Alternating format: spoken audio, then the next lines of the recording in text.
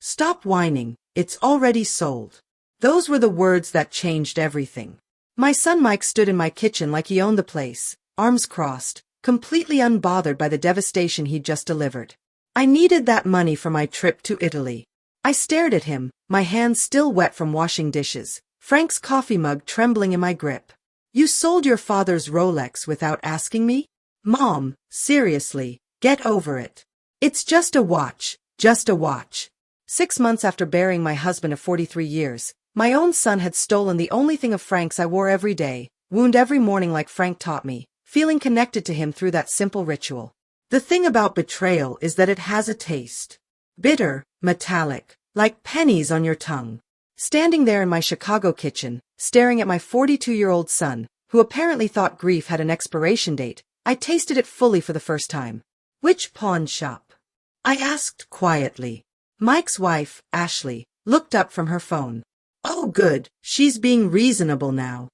Her voice dripped with that particular condescension she'd perfected over the years. Honestly, Dorothy, clinging to material possessions isn't healthy. Frank wouldn't want you living in the past. Don't tell me what Frank would want, I thought, but bit my tongue.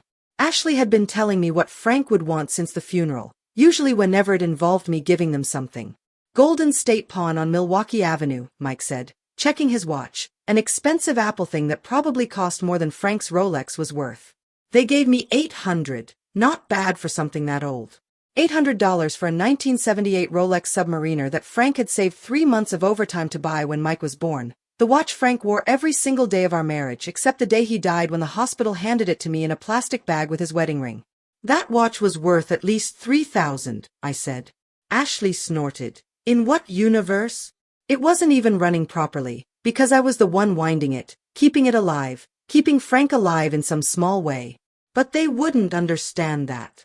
Mike and Ashley lived in a world where everything had a price tag and nothing had a memory. I'm going to get it back, I announced. Good luck with that, Mike said, heading for the door. We fly out tomorrow morning. Ashley's been planning this trip for months. Ashley followed him, pausing at the door with that fake sympathetic expression she wore whenever she wanted to seem caring. Dorothy, you really should consider therapy. This obsession with Frank's things isn't normal. The door slammed, leaving me alone with the bitter taste of betrayal and the silence that had become my constant companion since Frank died. But here's what Mike and Ashley didn't know about their pathetic old mother. I'd spent 40 years as a bank manager. I knew the difference between giving up and strategic planning, and I was done giving up. The pawn shop was exactly what I'd expected, cramped, dusty, with the kind of fluorescent lighting that made everything look sickly. The man behind the counter had arms covered in tattoos and the weary expression of someone who'd seen every sob story in the book. You hear about the Rolex? He asked before I even opened my mouth. How did you know? Your son warned me you might show up, said you were having a hard time letting go. He shrugged apologetically. Look, lady, I feel for you, but business is business. I paid fair market value. Fair market value, as if there was a standard price for 43 years of marriage, for the sound of Frank winding that watch every morning while his coffee brewed, for the weight of it in my hands when the hospital nurse placed it there alongside his wedding ring. I'll buy it back, whatever you need. The man, his name tag read Danny, looked uncomfortable. It's already sold. Guy came in this morning, paid cash, no returns in this business. My heart sank. Some stranger was walking around Chicago wearing Frank's watch, and I'd never see it again because my son needed pizza money for his Italian vacation. But here's the thing, Danny continued, lowering his voice. We found something weird when we were cleaning it up for sale. He disappeared into a back room and returned with a small manila envelope. There was a hidden compartment in the back, real professional job, had to have been done by a jeweler. Found this inside. Inside the envelope was a folded piece of paper yellowed with age. In Frank's careful handwriting, Dorothy's birthday, July 15, 1955, the day I knew I'd marry her. Below that, a series of numbers and letters that looked like some kind of code, SS 4457CH0815DS. I stared at the paper, my hands shaking. Frank had never mentioned any hidden compartment. In 43 years of marriage, he'd kept this secret, hidden in plain sight on his wrist. You recognize those numbers? Danny asked. I shook my head, but something about them nagged at me. They looked familiar, like a password or account number. Frank had been meticulous about record-keeping, always writing down important numbers in his careful handwriting. "The guy who bought the watch," I said suddenly. "What did he look like?" Danny's expression shifted, became more guarded. Why? "Because my husband hid this for a reason, and I think whoever bought that watch might be in for a surprise." "Ma'am, I really can't." Please. I leaned forward, letting Danny see the grief that was still raw after 6 months. "That watch is all I have left of him. I'm not asking you to break any laws. I just want to know if the buyer seemed to know about the compartment." Danny was quiet for a long moment, studying my face. Finally, he sighed. He didn't say much, but when I mentioned we'd found something inside, he got real interested, asked if we'd opened it. A chill ran down my spine. "Did he give you a name?" "Paid cash, no paperwork required for purchases." Danny paused. "But he did ask specifically about watches that had come in recently, said he collected vintage Rolexes. Someone had been looking for Frank's watch specifically." But why? "And how did they know about the hidden compartment?" I thanked Danny and walked back to my car, the piece of paper burning in my purse like a secret I wasn't sure I wanted to uncover. Frank had hidden this for 47 years, hidden it from me. What else had my husband been hiding? That night, I sat at Frank's desk in our bedroom, surrounded by 43 years of financial records. Frank had kept everything: bank statements, tax returns, investment account statements, all filed away in his precise, methodical manner. The code from the watch stared up at me from the piece of paper, SS 4457CH0815DS. I'd been through every account we owned, every investment, every safety deposit box. Nothing matched those numbers. Frank had been financially conservative: savings account, checking account, a modest retirement fund, nothing fancy, nothing hidden, or so I'd thought. My phone rang, interrupting my search. Mike's name flashed on the screen. "Mom, Ashley's upset. She says you made a scene at the pawn shop." I almost laughed. In what world was trying to recover my husband's stolen watch making a scene? "I went to buy back your father's watch. Unfortunately, someone else already purchased it." "See, problem solved. Time to move on." The casualness in his voice made my chest tighten with anger. This was Frank's son, the baby Frank had worked double shifts to provide for, the kid Frank taught to throw a baseball and change a tire. When had Mike become this cold? "Mike, there was something hidden inside the watch. Your father left me a message." Silence on the other end. "Then, what kind of message?" "I'm not sure yet, but it looks like account numbers or a password." "Mom," Mike's voice changed, became more alert. "What exactly did the message say?" Something in his tone made me hesitate. This was the most interested Mike had sounded in anything related to his father since the funeral. "Just some numbers," I said vaguely, "probably nothing important. Maybe I should come over, help you figure it out." Now, I did laugh, bitter and sharp. "Yesterday you told me to stop living in the past. Today you want to help sort through Frank's things." "I'm just trying to be supportive, by stealing his watch." Mike sighed heavily. "Fine, be stubborn, but don't come crying to me when you drive yourself crazy chasing ghosts." After he hung up, I stared at the phone. Mike's sudden interest was suspicious, but I couldn't figure out why. He'd made it clear he considered Frank's possessions worthless sentiment, unless they weren't just sentiment. I returned to the desk, but this time I approached it differently. Instead of looking for accounts that matched the numbers, I started looking for patterns. Frank had been an accountant before his retirement. He thought in systems, in logical progressions. SS could be Social Security. Frank's number started with 457, but not 4457. CH could be Chicago, where we'd lived our entire marriage. EO 815 made me pause. August 15th, our wedding anniversary. DS was harder. Frank's initials were FS, mine were DS, Dorothy Sullivan, my initials. The code included my initials. I pulled out my laptop and started searching. Swiss bank accounts used codes like this, so did offshore investment firms. 3 hours later, I found it, Secure Solutions Investment Management based in the Cayman Islands. Their website was discreet, professional, catering to high-net-worth individuals seeking privacy and security. The account login page required a client number and password. With trembling fingers, I typed in SS4457CH0815DS in the client number field. Valid account number appeared on the screen. Now I needed the password, something only I would know, something Frank knew I would figure out. I tried our wedding date, our address, my birthday, nothing. Then I remembered the note, Dorothy's birthday, July 15, 1955, the day I knew I'd marry her. Not my actual birthday, July 15th was the day we met. At a summer dance in Millennium Park, Frank always said he knew that night he'd marry me someday. I typed in 071555 and held my breath. Access granted. The screen that loaded next made me gasp. Current account balance $2,470, $29.67. Frank had hidden nearly $3 million from me for our entire marriage. I stared at the screen until the numbers burned themselves into my retinas. $2.8 million in an account I'd never known existed in a bank I'd never heard of, hidden by a husband who'd spent 43 years convincing me we were living paycheck to paycheck. Every argument we'd had about money, every time I'd clipped coupons or bought generic groceries or patched Frank's work shirts instead of buying new ones, all of it while he had millions sitting in an offshore account. My first instinct was anger, pure white-hot rage at the deception, at the lies by omission, at 43 years of wondering if we'd have enough for retirement while Frank secretly stashed away a fortune. But then I clicked on the account history. The first deposit was made in 1982, 3 years after Mike was born, $5,000. The notation read, Initial Inheritance Investment, FS, Inheritance. Frank had never mentioned any inheritance.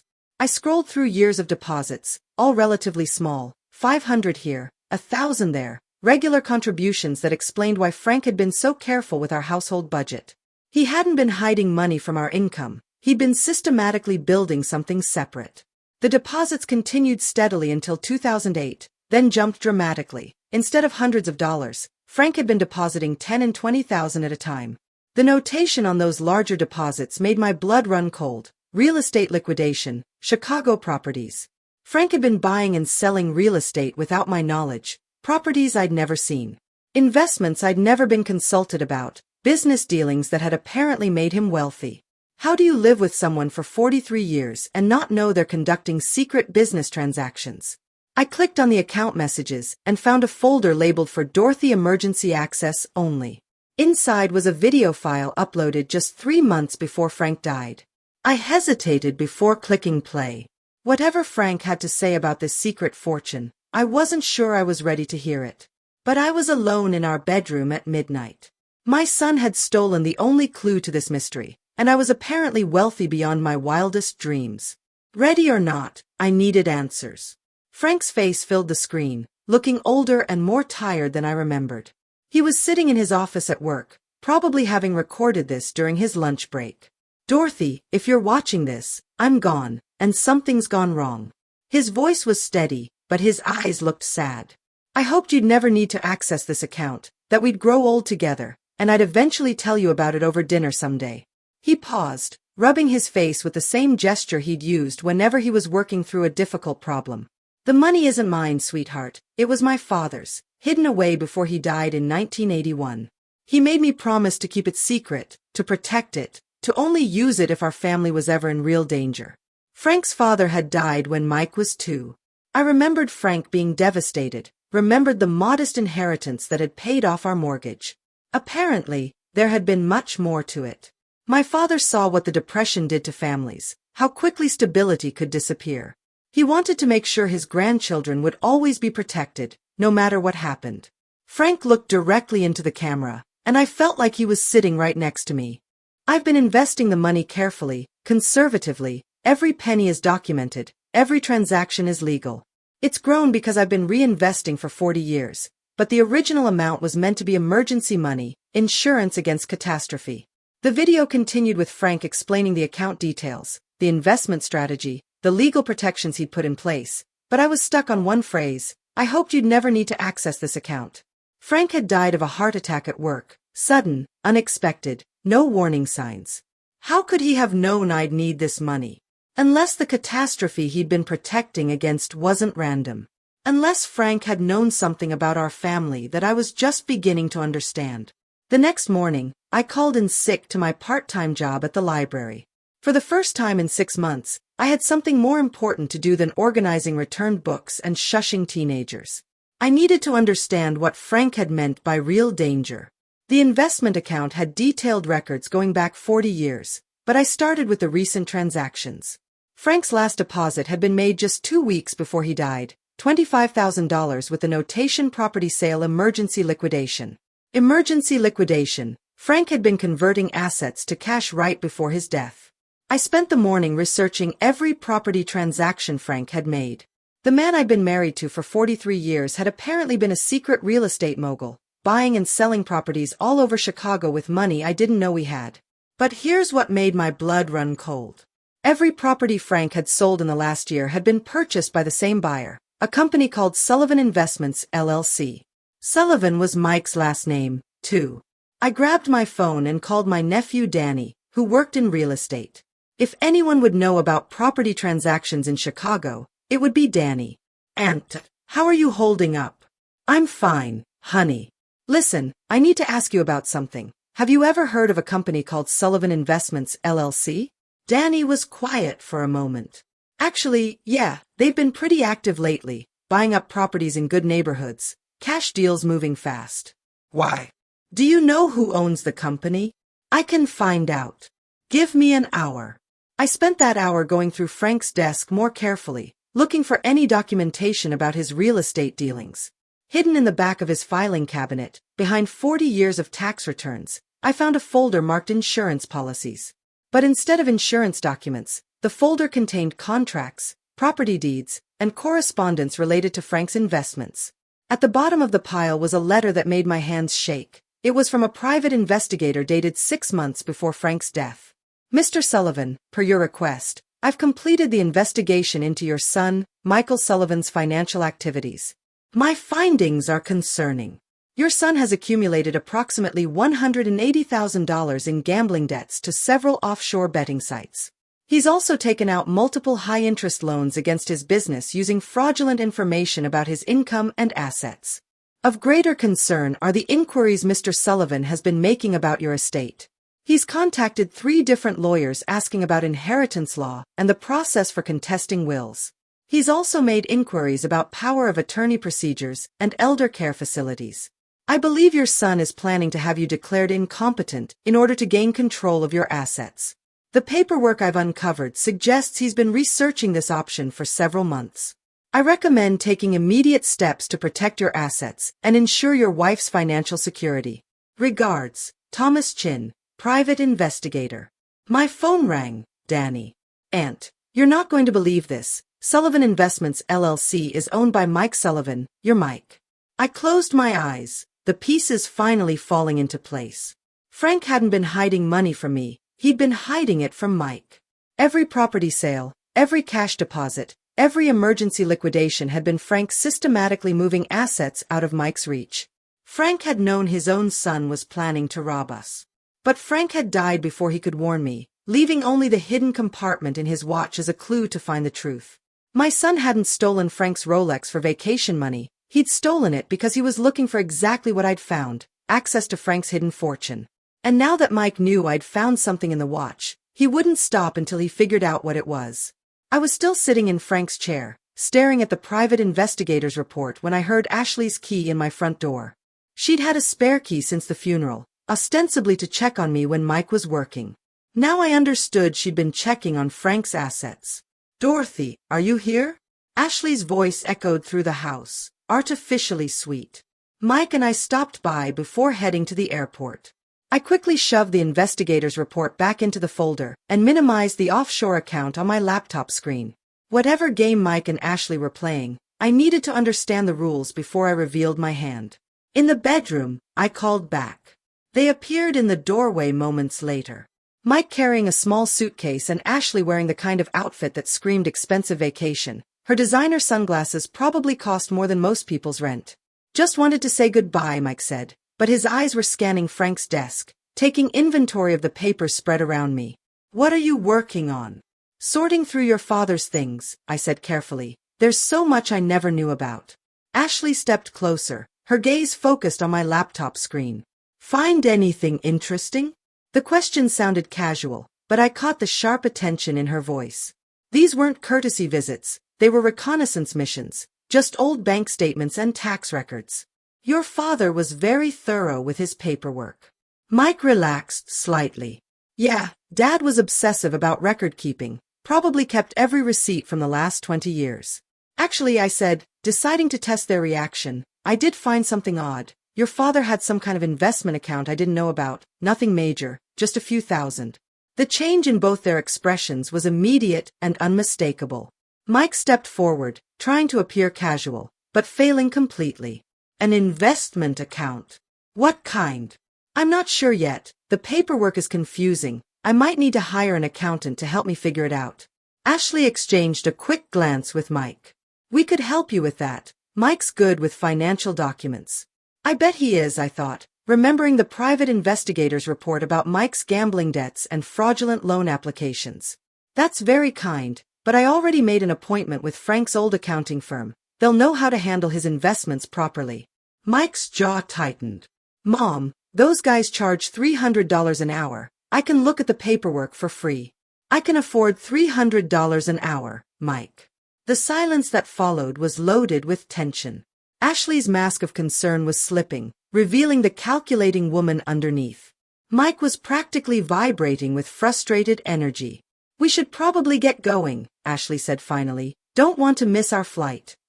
But Mike didn't move. Mom, about the message you found in Dad's watch. Maybe I should take a look at those numbers before we leave, just to make sure they're not something important. What numbers? Ashley asked sharply. Mike shot her a warning look. Mom found some kind of code in the watch, probably nothing, but you never know. Now Ashley was fully alert, her vacation excitement replaced by laser focus. What kind of code? I stood up slowly, using my full height to look down at my daughter-in-law, the kind that's none of your business. Ashley's face flushed red. Excuse me. You heard me. My husband left me a private message, private being the operative word. Mom, Mike stepped between us, his voice taking on that patronizing tone I'd grown to hate. We're family. There's no need for secrets. Secrets? I almost laughed at the irony. Like the secret gambling debts, or the secret company you've been using to buy properties with money you don't have. The color drained from Mike's face. Ashley's mouth fell open. I don't know what you're talking about, Mike said, but his voice was shaky now. Sullivan Investments, LLC, ring a bell? I watched both their faces go pale. Your father knew, Mike. He knew everything. Ashley recovered first, her voice turning vicious. You crazy old woman, you don't know anything. I know your husband owes $180,000 to offshore gambling sites. I know he's been researching how to have me declared incompetent, and I know he's been planning this for months. Mike slumped against the doorframe like his strings had been cut. The fight went out of him completely. How? He whispered. Your father hired a private investigator. Every lie, every debt, every plan you made to steal from us, it's all documented. I walked to the desk and pulled out the investigator's report, watching Mike's face as he recognized the letterhead. Frank protected me from you, even after his death. That code you're so interested in, it's the key to more money than you've ever dreamed of. Money that will never ever belong to you. Ashley grabbed Mike's arm. We need to leave now. But Mike was staring at me with something that looked like respect for the first time in years. He really knew. He knew his son was planning to rob his own mother. What kind of man does that make you, Mike? For just a moment, Mike looked like the little boy I'd raised, confused and ashamed. Then Ashley's grip on his arm tightened, and the moment passed. This isn't over, Ashley hissed as they headed for the door. Yes, it is, I called after them. It's been over since the day you decided I was worth more to you dead than alive. 2 days after Mike and Ashley's dramatic exit, my doorbell rang at 8 o'clock in the morning. Through the peephole, I saw a woman in an expensive suit holding a briefcase. Behind her stood a man who looked like he'd stepped out of a law school catalog. Mrs. Sullivan, I'm Catherine Wells from Wells Morrison and Associates. This is my colleague, David Kim. We represent your son, Michael, in some family legal matters. Family legal matters. That was one way to put it. I opened the door, but didn't invite them in. What can I do for you? Catherine smiled with the kind of practiced warmth that probably cost $300 an hour. Mrs. Sullivan, your son is concerned about your well-being. He's asked us to discuss some options that might be beneficial for everyone involved. such as David stepped forward, pulling out a tablet. We understand you may have discovered some financial accounts that your late husband kept private. While we're sure he had good intentions, managing complex investments can be overwhelming, especially during the grieving process. Overwhelming, as if I hadn't spent 40 years managing our household finances down to the penny while Frank secretly played real estate mogul. I appreciate your concern, but I'm perfectly capable of managing my own affairs. Catherine's smile never wavered. Of course you are, but consider this, your son could help shoulder that burden. We've drafted some documents that would give Michael power of attorney over your financial decisions, just temporarily, until you've had time to properly grieve. There it was. Exactly what Frank's private investigator had warned about. Temporarily, I repeated, and who determines when my grieving period is over? David exchanged a glance with Catherine. That would be at your discretion, naturally. Naturally, I stepped back toward my door. Gentlemen, I think we're done here. Mrs. Sullivan, Catherine's voice sharpened slightly. Your son is prepared to file a petition with the court regarding your mental competency. He's concerned about some erratic financial decisions you've been making. What erratic decisions? Accessing offshore accounts, conducting international financial transactions without professional guidance. To an outside observer, it might appear that you're not thinking clearly. The threat was crystal clear. Sign over power of attorney voluntarily, or they'd have me declared incompetent by force.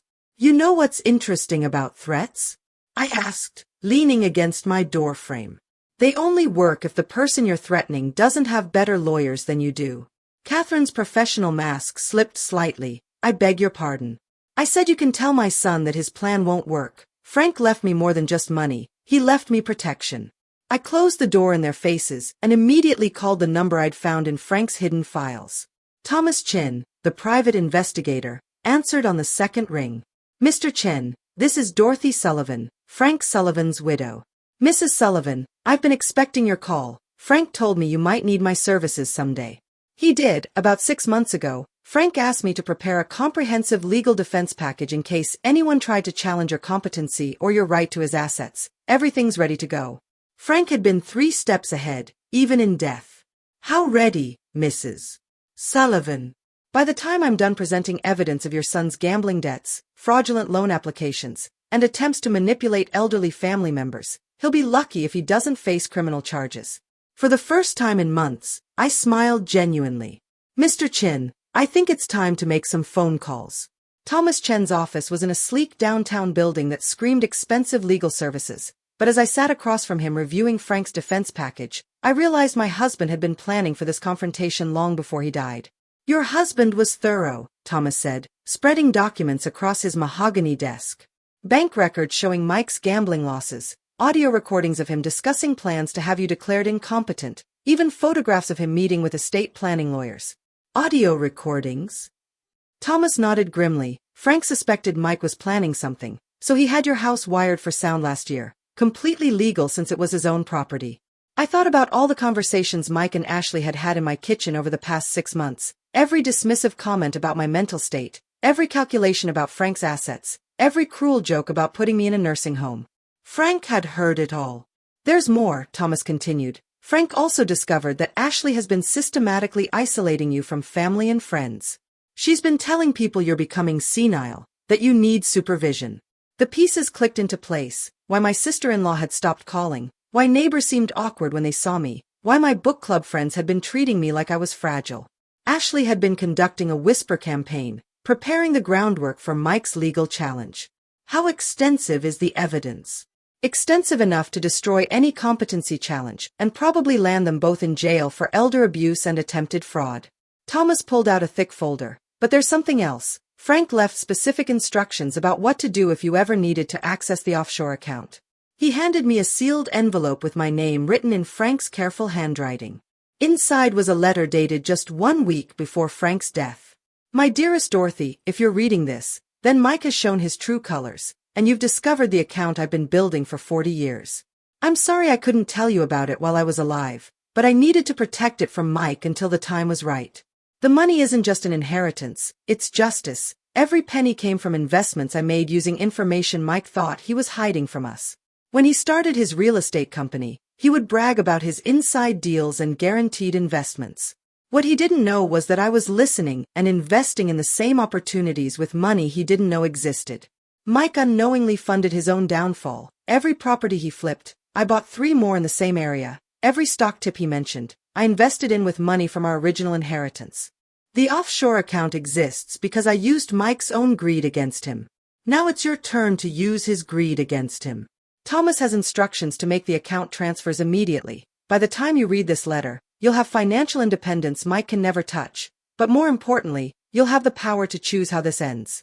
You can forgive him, take care of him despite his betrayal, and hope he learns to be a better man. Or you can let him face the consequences of trying to steal from his own mother. The choice is yours, my love. It always has been, forever yours, Frank. I set the letter down with shaking hands. Frank hadn't just protected me from Mike. He'd orchestrated Mike's downfall using Mike's own schemes against him. Mrs. Sullivan, Thomas was watching me carefully. Are you ready to proceed? I thought about Mike as a little boy, excited about his first day of school. Then I thought about him standing in my kitchen 2 days ago, calling me a crazy old woman while his wife threatened me. Some bridges once burned can't be rebuilt. Mr. Chin, I want you to file every piece of evidence we have with the appropriate authorities, and I want you to do it today.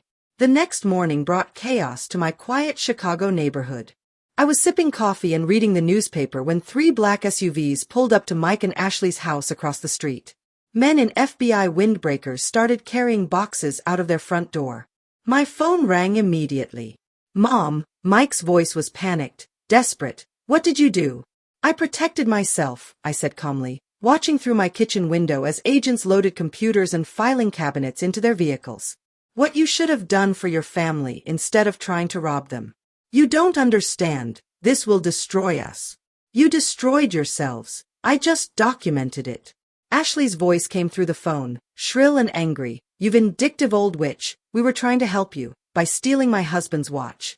By planning to have me declared incompetent. By spreading lies about my mental health to isolate me from friends and family. The line went quiet except for Ashley's ragged breathing. Frank knew everything, Mike, every debt, every lie, every plan you made to rob us. He spent the last year of his life protecting me from his own son. Dad wouldn't. Your father hired a private investigator to document your gambling addiction and your plans to steal my inheritance. He had our house wired for sound so he could record every conversation you had about putting me in a nursing home. I heard Mike make a sound like a wounded animal. The FBI is seizing your business records because Frank's evidence shows you've been using fraudulent information to secure loans. The IRS is auditing you because you've been hiding income, and the state attorney's office is investigating you for elder abuse. Mom, please, Mike's voice broke. I never meant for it to go this far. When did it start, Mike? When did you decide your mother was worth more to you dead than alive? Long silence. When Mike spoke again, his voice was barely a whisper. When I realized Dad had been hiding money from us, I saw some paperwork in his office last Christmas, references to accounts I'd never heard of. I thought if you both died, everything would come to me automatically. The honesty was brutal, but somehow cleaner than the months of lies and manipulation. You were wrong. Frank made sure everything would be protected from you. How much? Mike asked. How much did he hide? Enough to ensure I never have to depend on family who sees me as a burden. I hung up and watched through the window as FBI agents escorted Mike and Ashley to separate cars. Ashley was screaming at the agents, probably demanding lawyers and threatening lawsuits. Mike just looked broken. My phone rang again. This time it was my neighbor, Mrs. Patterson. Dorothy, I just wanted to call and apologize. Ashley told me you were having memory problems, and I believed her. I should have talked to you directly. It's all right, Helen. Ashley can be very convincing. Is it true what they're saying? That Mike was planning to steal from you? I looked at Frank's picture on my mantel, remembering the man who protected me even after death. It's true, but it's over now. 3 weeks later, I sat in Thomas Chen's office reviewing the final legal documents. Mike and Ashley were facing federal fraud charges. Their business had been seized and their assets frozen pending investigation, but that morning had brought an unexpected visitor. Mrs. Sullivan, there's someone here to see you, Thomas's secretary announced. Says his name is Richard Torres, and he has something that belongs to you. The man who entered was in his 60s, well-dressed with a kind of careful demeanor that suggested law enforcement background. In his hands was a familiar blue velvet box. Mrs. Sullivan, I'm the one who bought your husband's watch from the pawn shop. I stared at him, confused. How did you know to find me? Richard smiled and set the box on Thomas's desk. Because Frank Sullivan hired me 20 years ago to protect this watch if anything ever happened to him. I don't understand. I'm a retired federal marshal, Mrs. Sullivan. Your husband contracted me to monitor certain situations. When the watch appeared at Golden State Pawn, I was notified immediately. Thomas was taking notes furiously. You were surveillance on Mike Sullivan? Among other things, Frank was thorough in his preparations. Richard opened the velvet box, revealing Frank's Rolex. But there's something else you need to know about this watch. He turned it over and pressed something on the back. A second hidden compartment opened, smaller than the first. Inside was a micro SD card. Frank recorded everything, Mrs. Sullivan. Every conversation Mike had about manipulating you. Every meeting with lawyers about declaring you incompetent. Every discussion about what to do with your assets after you were gone. The room spun slightly. Frank was recording Mike for 18 months. Audio, video, financial records, everything needed to ensure Mike could never successfully challenge your mental competency or your right to Frank's inheritance. Richard inserted the SD card into Thomas's computer. The screen filled with folder after folder of evidence.